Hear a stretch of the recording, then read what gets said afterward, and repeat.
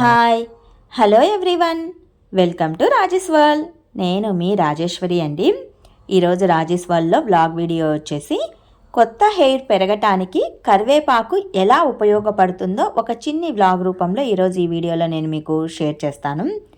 కొత్త హెయిర్ పెరగటానికి కరివేపాకు ఒక్కటే చాలా ఎక్కువగా యూజ్ అవుతుందండి. ఇది ట్రస్ట్ మీ అన్నమాట.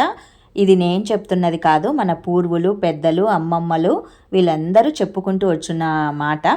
బేసికలీ మీరు కూడా చిన్నప్పటి నుంచి వినే ఉంటారు. కరివేపాకు తింటే హెయిర్ లాంగ్గా తిక్కుగా పెరుగుతుందని చిన్నప్పటి నుంచి నేను వింటూనే ఉన్నాను. మా అమ్మమ్మ చెప్తూనే ఉండేదన్నమాట. అయినా మనం కరివేపాకును చీప్గా చూసి పక్కన పడేస్తూ ఉంటాము. కరివేపాకులో beta carotenes, proteins, amino acids, antioxidants ఇవన్నీ ఎక్కువగా ఉన్నాయి.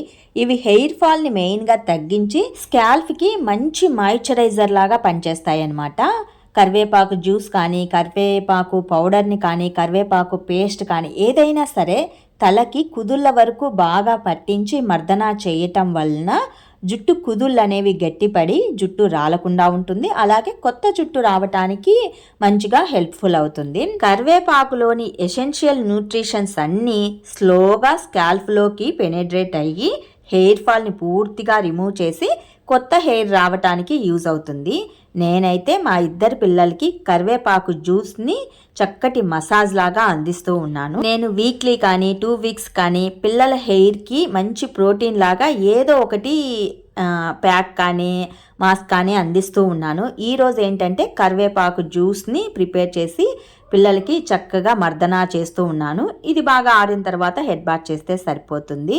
ఇవాళ కరివేపాకు గురించి మీకు ఒక చిన్ని వీడియో బ్లాగ్ రూపంలో చెప్పాలి అని చెప్పేసి ఈ వీడియో చేశానండి. కొత్త హెయిర్ రావటానికి కరివేపాకు అనేది చాలా ఎక్కువగా యూజ్ అవుతూ ఉంది. ఇది ట్రస్ట్ మీ, మీరు కూడా ట్రై చేయండి. కరివేపాకు పేస్ట్ కానీ లేదా కరివేపాకు జ్యూస్ కానీ ఏదైనా సరే ఈ విధంగా మనం తలకి స్కాల్ప్కి బాగా పట్టే విధంగా మర్దన చేసి తర్వాత హెడ్ బాత్ చేయటం వలన రిజల్ట్ అనేది కంపల్సరిగా ఉంటుంది. మా చిన్నప్పుడు మా అమ్మ వాళ్ళు ఇలాంటి కేర్ అనేది ఏది తీసుకోక మా హెయిర్ అనేది మాకు చాలా తక్కువగా ఉంది. నేనేంటంటే నా పిల్లలకి మంచి హెయిర్ ఉండాలని చెప్పేసి పిల్లప్పటి నుంచి మంచి ప్రోటీన్స్ని పిల్లలకి అందిస్తూ ఉన్నాను.